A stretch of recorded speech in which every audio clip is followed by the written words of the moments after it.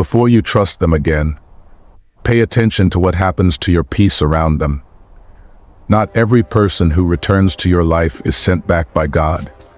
Some people come back to test whether you are still vulnerable to the same weakness that once broke your discernment. The first sign God may be warning you about someone close to you is that confusion grows every time they get near.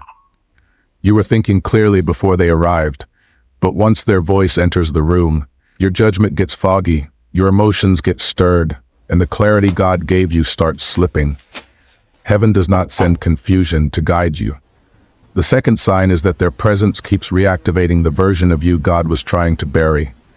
Around them, old habits wake up, unhealthy desires return, compromised thoughts get louder, and the progress you fought for starts feeling fragile. Pay attention to who makes your flesh feel strong and your spirit feel tired. The third sign is that they always need access to you, but they never honor what God is building in you.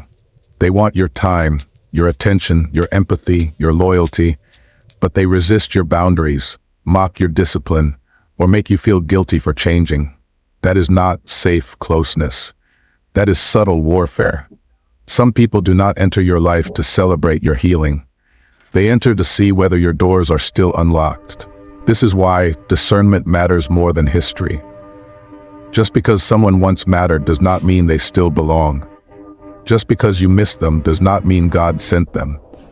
The enemy often returns through familiar voices, familiar chemistry, and familiar memories. So stop measuring people only by how long you have known them. Measure them by what happens to your peace, your obedience, and your clarity after they leave.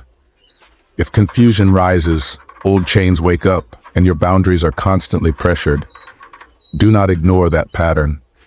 You are not being cruel for stepping back. You may be answering a warning that heaven has been repeating for a long time.